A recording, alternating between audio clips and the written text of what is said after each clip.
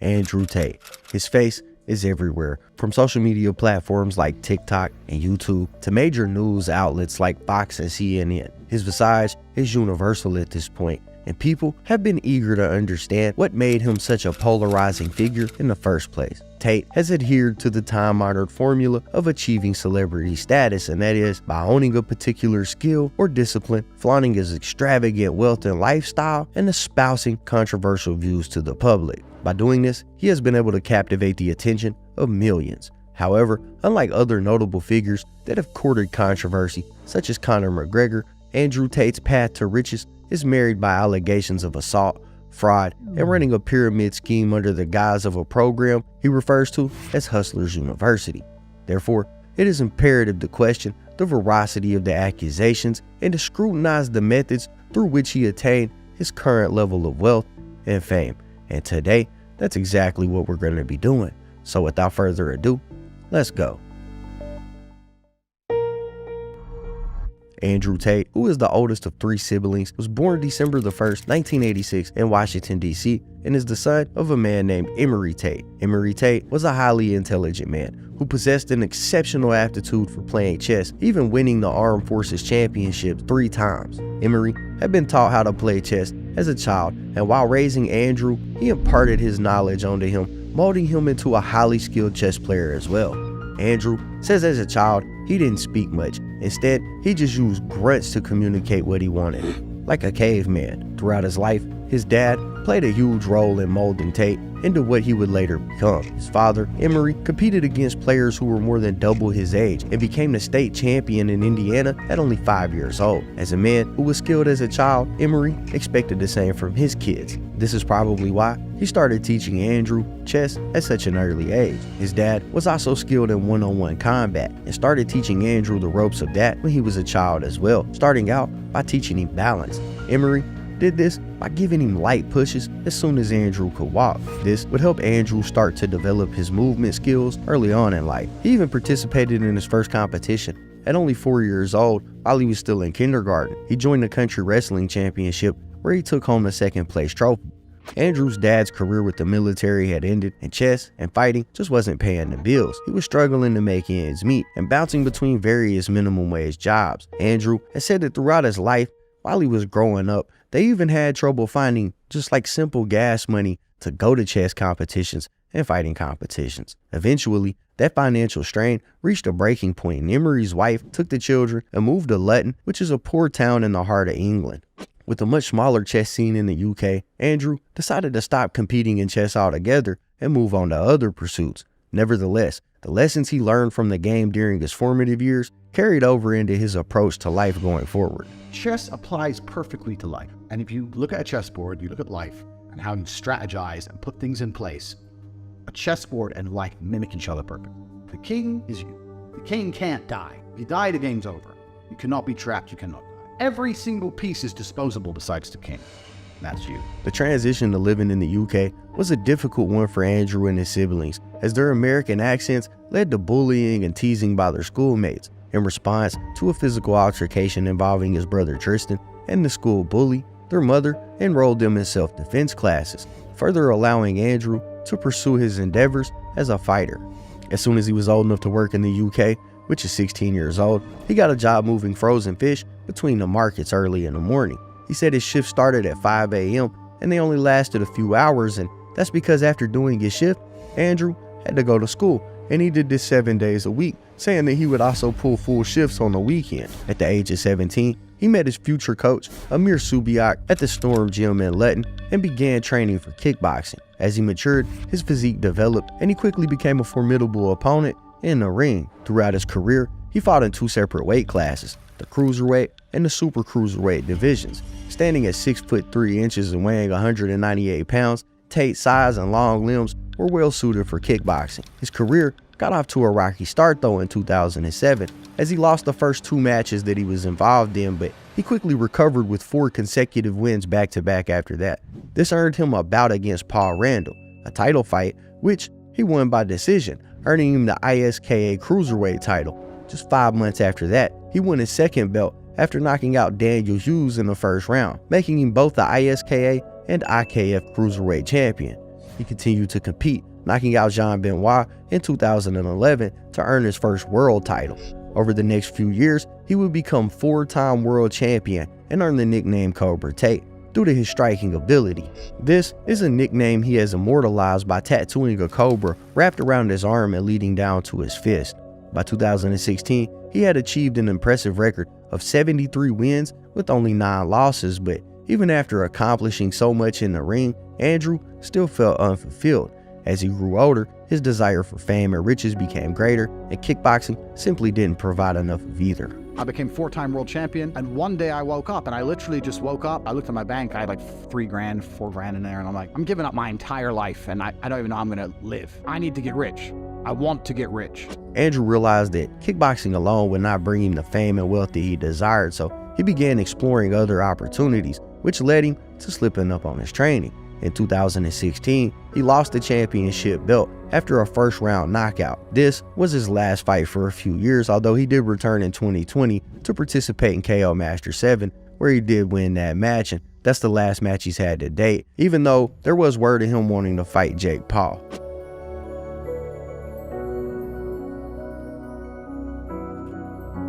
Jake Paul, it's clear to me you are desperate for a reality check.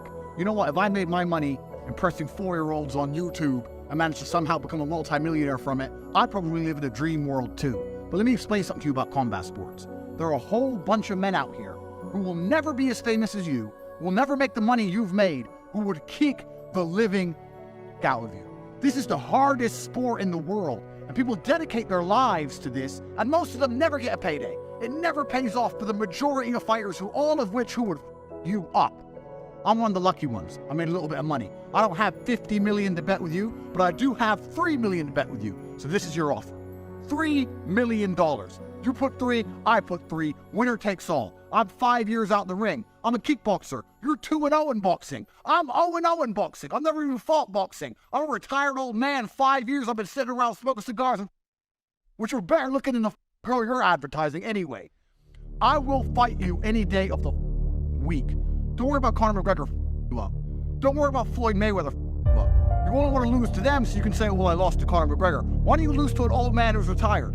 I live in the real world, Jake. There's a whole bunch of fighters out here who live in the real world. Men who are dangerous and dedicated their lives to this sport and don't have a fraction of the money you have because you managed to become a clown. The biggest clown on the internet. If you want to fight and you want to send a contract, send one to me.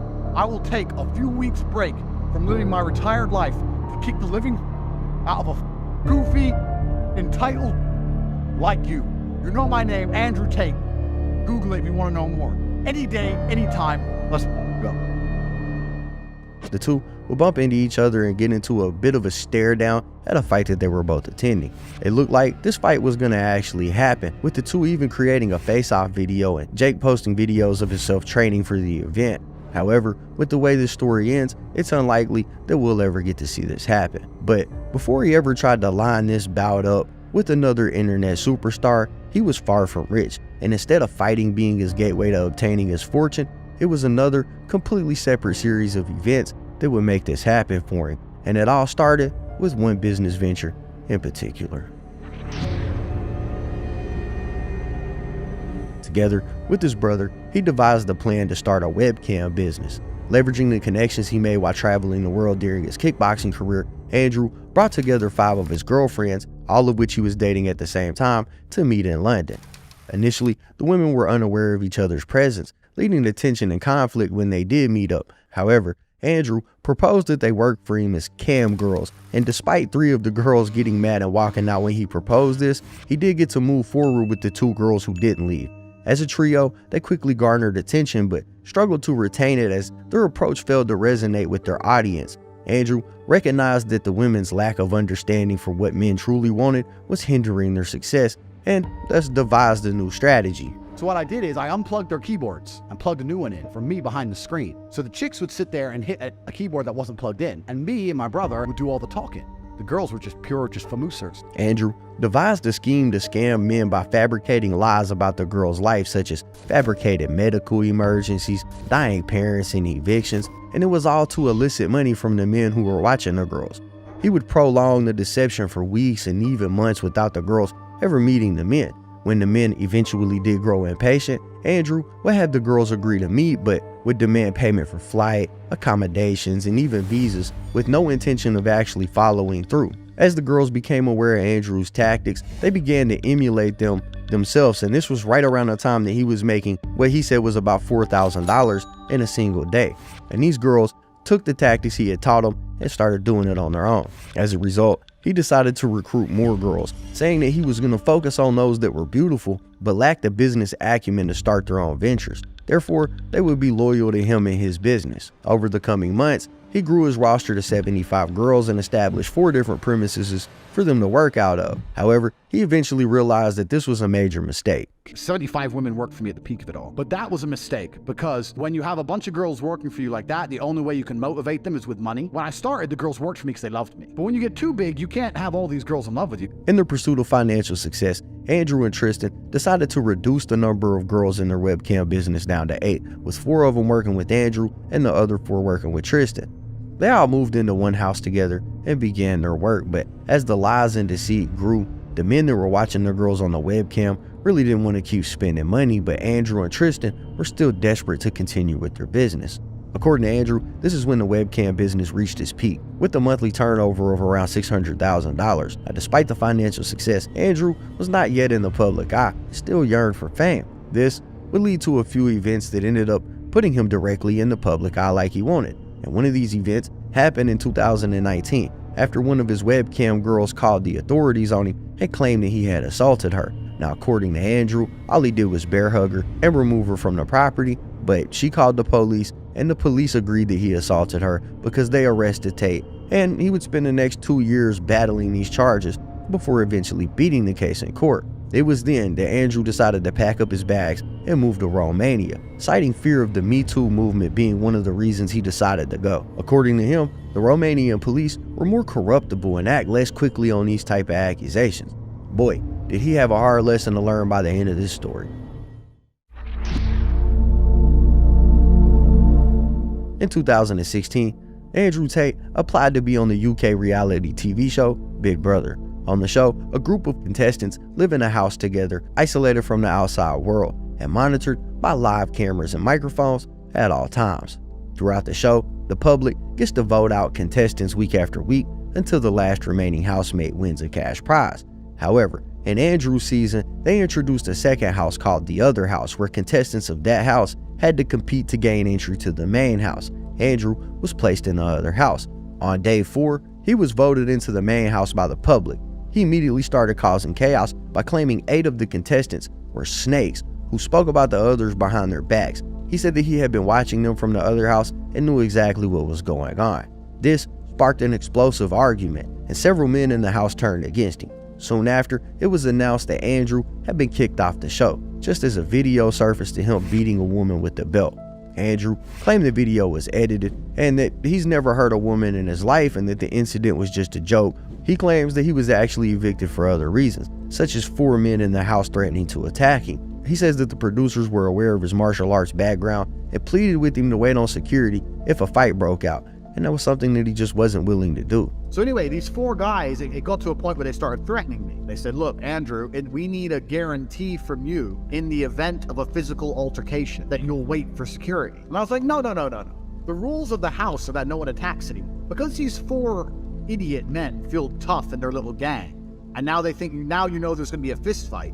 You're telling me to pull a Floyd Mayweather until security turns up. No, if anyone touches me, I'm going to smash their face in. So anyway, we got into a disagreement with the producer, and then eventually they just booted me out for some unknown reason. After just 1 week on the show, Andrew was removed from Big Brother. Soon after, the woman that he was hitting with the belt released a video statement defending Andrew and stating that his actions were all consensual. Hi. I'm pretty sure many of you have seen a video of Andrew Tate beating up a woman. There's a video from 10 years ago that showed me in a sexual act with one of my ex-girlfriends. Hello everyone, I just wanted to say something about the video that's been released recently about me and my ex-boyfriend Andrew Tate. Andrew is my still great friend. What you guys saw in the video, it's just what we used to do. It was just pure game. He's a great guy. He would never hurt anyone unless he's fighting.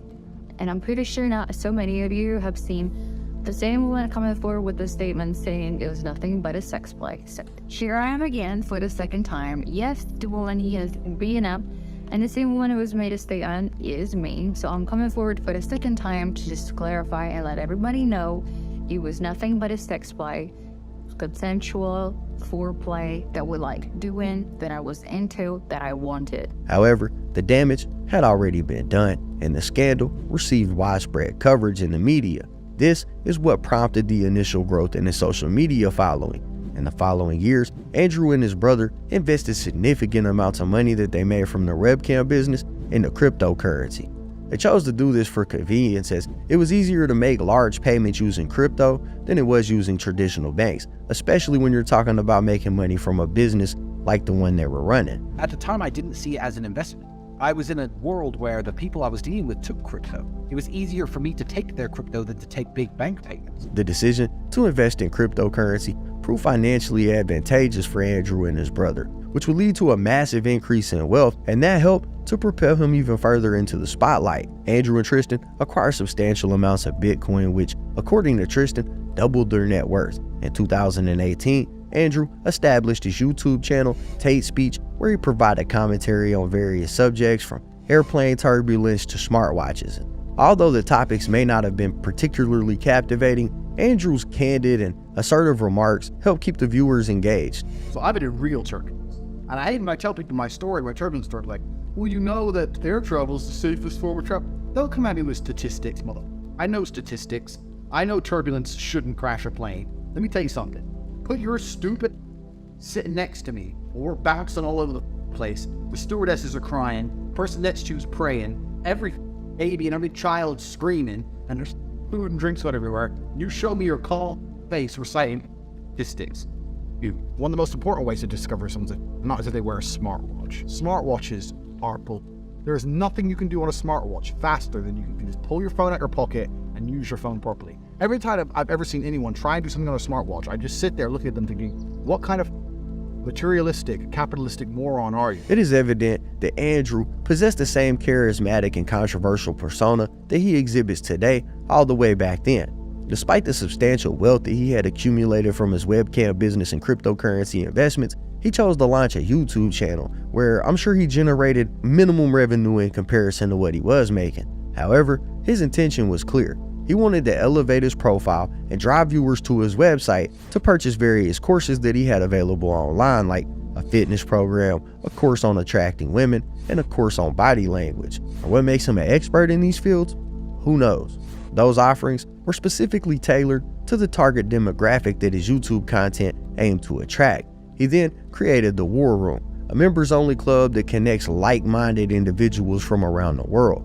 On his website, Andrew describes the War Room as a global organization with members and influence in over 70 countries. So basically, he was trying to build his own little Illuminati. The membership fee was initially priced at £447, but with his increasing popularity, he decided to raise the price to a staggering £4,147.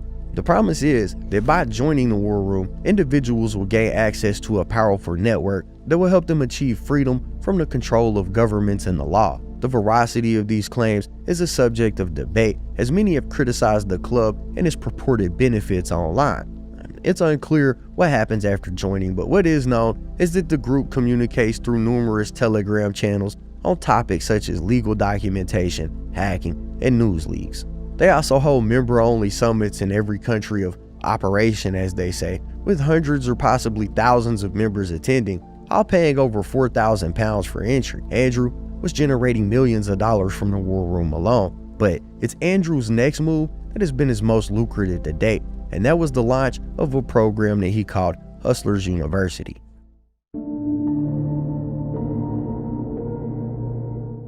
Hustlers University is a comprehensive program that aims to provide its students with a comprehensive understanding of modern wealth creation strategies. The initial version of the program released in 2020 and consisted of 10 hours of video and course material, and it was priced at a substantial £1,099. However, the program's description on the website focused less on the tangible value that it provided and more on Tate's own supposed success, leaving some questioning the worth of the program. In 2021, Andrew released an updated version of Hustlers University that he called Hustlers University 2.0, which featured 18 different methods of wealth creation that included e-commerce, cryptocurrency, and stocks. This new version of the program adopted a subscription-based model, costing only $50 per month, and included an affiliate marketing scheme which added a new layer of complexity to the program, and it was all part of Andrew's plan. While Andrew had been steadily building his online following through his YouTube channel, it was his appearances on podcasts that truly launched him into the spotlight. In 2021, Andrew made his first appearance on the Fresh and Fit podcast, which has amassed over 1 million views to date. Many of the most upvoted comments in the comment section were complimentary of Tate. Then he appeared on the Your Mom's House podcast with even greater success, amassing close to 3 million views in the first year and even more than that now. One thing was clear: people either loved him or hated him, but they couldn't help but be entertained by him. Soon, people either loved him or hated him, but they couldn't help but be entertained by him. Soon, clips of Andrew started popping up all over TikTok and YouTube Shorts. But what was strange was the sheer volume of clips that were being posted.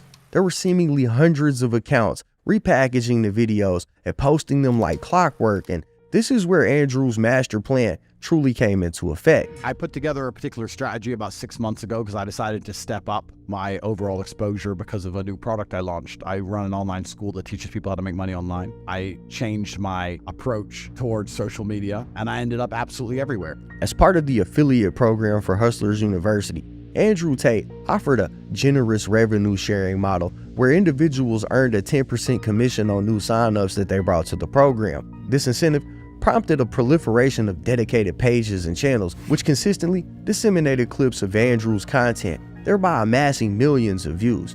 Additionally, these same individuals leveraged the YouTube reach that they were able to get from posting these clips by promoting Hustlers University with links in the description, affiliate links, thereby driving even more traffic to the course and making people money in the process. Now, you've probably seen Tate clips online. When you see them, check to see if there's a description that has a referral link to his course. It's kind of like a little baby pyramid scheme because they have referral links, and all these alpha males try to make a little bit of bread by getting their other lonely friends to hop on the trend so they can all get rich. Despite criticisms that the information provided in Hustlers University can be found online for free, the program has attracted a ton of subscribers, with over 100,000 students paying a monthly fee of $50, resulting in a staggering $5 million in monthly revenue for Andrew alone. His increasing popularity has also led to numerous podcast appearances and significant growth in his social media following, propelling him to the heights of wealth and fame that he's currently at.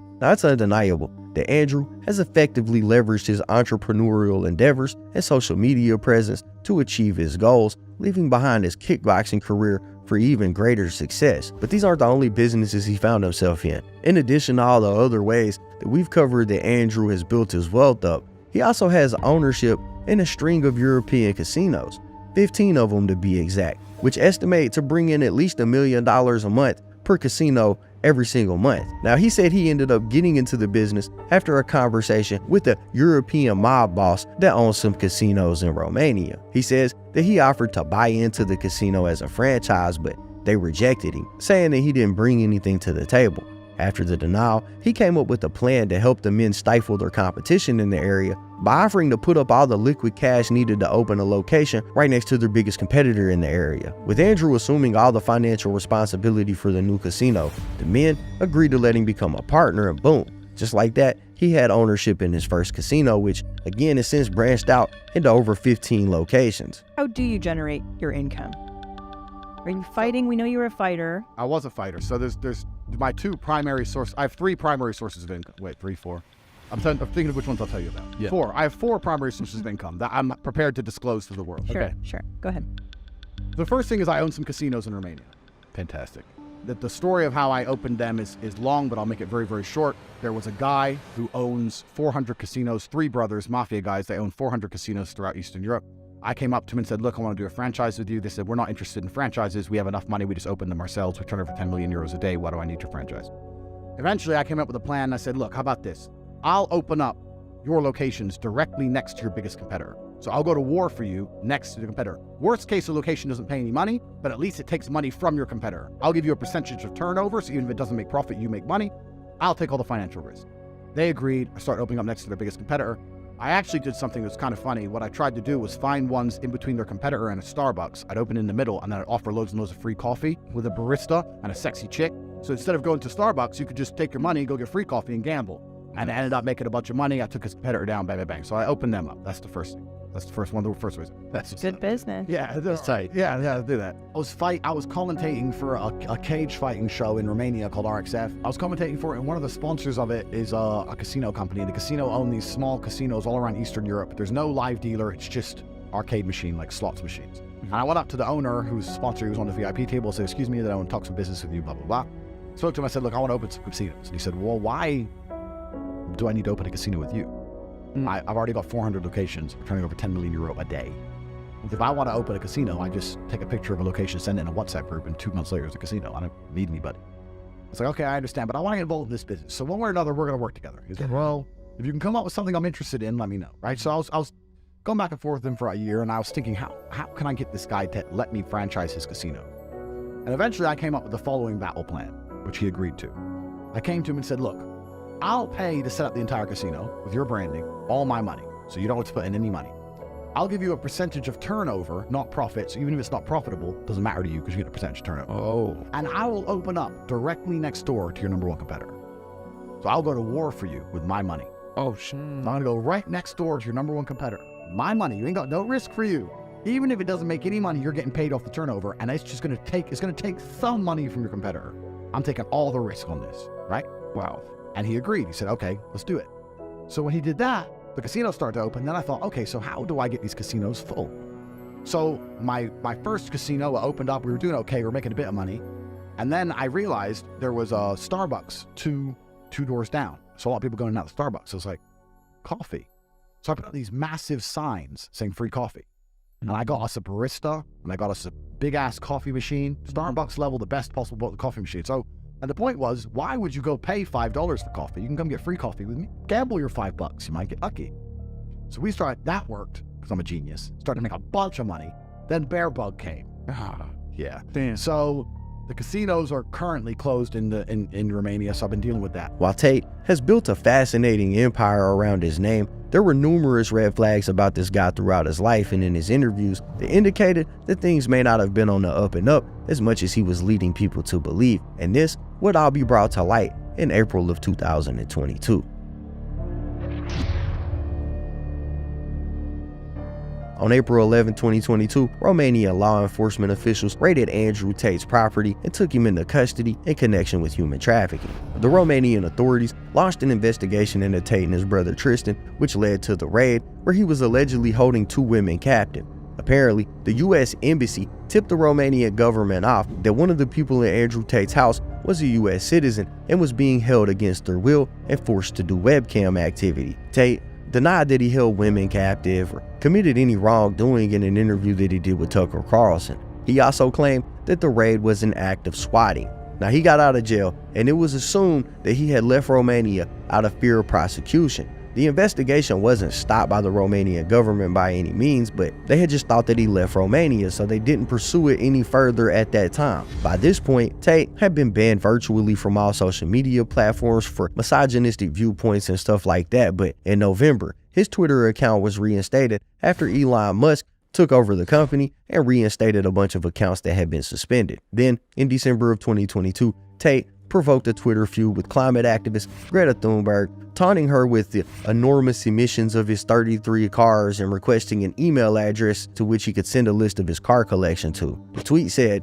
"Hello Greta, I have 33 cars. My Bugatti has a W16 8-liter quad turbo. Please provide your email address so I can send a complete list of my car collection and the respective enormous emissions." Greta hilariously responded to this tweet saying, "Yes, please do enlighten me. Email me at smoggenergy@getalife.com. This tweet became one of the most liked tweets in all of Twitter history. Now, I'm sure that he thought this was hilarious, but in a twist of fate, it would be this minor exchange that would lead to the downfall of Andrew. He followed that exchange up with a video that poked even more fun at Greta, and I'll play that for you now.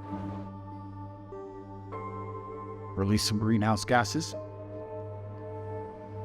I'm obviously a stranger to online controversies, not something I often do. But now, the mainstream press is commenting on the fact that I was informing Greta that my very extensive car collection with internal combustion engines which run on dead dinosaurs had an enormous emission profile. And she replied by telling me her own email address. Greta's email address is iHouseUrgent. Why would that be your own email address, Greta? Strange. I mean, also, I don't want to assume her gender. It's 50-50, but it is what it is. I'm not actually mad at Greta. Please bring me pizza and make sure that these boxes are not recycled. Thank you. So, I'm actually mad at Greta, right? Because she doesn't realize she's been programmed. She doesn't realize she's a slave of the Matrix. She thinks she's doing good. Someone has sat her down and convinced her to try and convince you to bet your government, to tax you into poverty, to stop the sun from being hot. And then, which is like all we're out on it, the global matrix got this bot farm to like and retweet and all this bot commenting to try and pretend that her telling me that she has the small in her own email address somehow teaches me a lesson. Welcome to a new episode of The Time Show. But now I know, at least, that Greta, the little hate-filled face, bitter, sitting somewhere without the heat on, in the cold, a little half shivering. Use my tweets. Or keep going with my Twitter account. Far more fun than to attorney. This is the video that would allegedly lead to him being arrested at the end of 2022. In the video, he asked someone to bring him some pizza, and they did. Well, this pizza came from a place called Jerry's Pizza, which is located in Romania. Keep in mind, the Romanian authorities had assumed that Tate was out of the country, but they were still clearly watching him on social media and waiting for any slip up. With him displaying a box from a pizza joint in Romania, it was all but confirmed that he was still in the country. He posted this video on December 28, 2022, and on December 29, 2022, the authorities raided his house again. Tate, his brother, and 2 other individuals were detained by Romanian authorities for a 24-hour period on human trafficking charges, with 6 victims being identified. After the arrest, Romanian prosecutors requested an extension of their stay in jail for 30 days while they scraped for more evidence against the Tate brothers. A Romanian judge approved prosecutors' request to extend the detention to 30 days. Now, Tate and the other suspects did appeal that ruling. On January 4, 2023, Romanian authorities seized 11 cars belonging to Tate and his brother, which equals about 1/3 of the collection he was bragging to Greta about on Twitter. Now, this included a Rolls-Royce Wraith and an Aston Martin Vanquish S Ultimate. And the Romanian government has said they are investigating whether or not these vehicles were purchased with money that they made from the alleged human trafficking ring. On January 10th, Tate, his brother, and 2 Romanian women who were also in custody lost their bid in Bucharest court, which was appealing the 30-day detention, forcing Tate to stay in jail while officials continued to investigate. Then, on January 20th, 2023, Tate and his brother's detention in Romania was extended for another 30 days until February 27th, while prosecutors continued to look for evidence of human trafficking and organized crime. Andrew Tate is still in lockdown to this day, only having made one public statement while he was being transported to another facility. Să știi că nu te aud, că nu merg căștile. My money, that is why I'm in jail. I have money that they were trying to steal. We've done nothing wrong. They know we've done nothing wrong. The case file is completely Is the Matrix making you? Andrew, what happened in prison? The case file is completely empty. Of course it's unjust. There's no justice in Romania, unfortunately. Did you hurt any girl? Of course not. His statement included the sentence that there is no justice in Romania. The irony of that statement coming from a man who said he moved to Romania because they were easily corruptible and don't prosecute crimes as heavy is golden. Now, I'm not super versed in Romanian law, but he faces serious charges that will probably be incredibly hard to beat, especially since he won't be afforded the same constitutional rights as if he was being prosecuted in America. But if convicted, Andrew Tate is looking at a ton of time in Romanian prison. Andrew Tate is no doubt a polarizing figure. There are many webs formed from his name that encompasses what feels like everything, from guru courses to actual criminal activity. Hell, Even the European mob is allegedly entangled in this story. Andrew has a story that is larger than life for sure, but you have to take a step back and look at the man for what he is.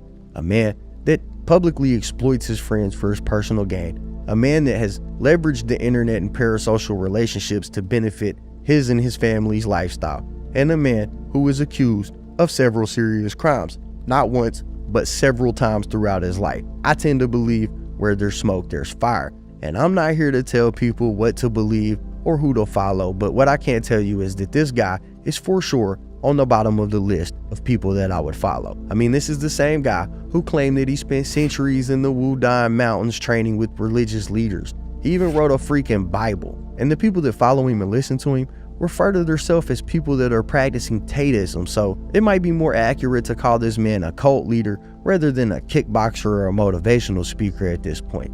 He has a ton of hijinks that he constantly spews. He has repeatedly made misogynistic remarks about women and just comes off as an arrogant asshole to me. Not really the type of person that I would want around me or the type of person I would want influencing my decisions. While yeah, he's been able to make a ton of money, he's done it through questionable means. He used his influence to spread the type of ideologies that I just think are counterintuitive. At the end of the day, it's up to you, the general public, to decide what you think about Andrew Tate. Now, I do gotta say at this point, he hasn't been convicted of anything. No financial crimes, none of the stuff that he's accused of in Romania. And at this point, who even knows what the truth is? But that is the story of Andrew Tate. Anyways, that's it for the video, guys. If you enjoyed the content, be sure to hit the like button, subscribe, tap the notification bell so you get notified every time I upload a video. As always, it's been fun rocking with y'all, man. I'm out.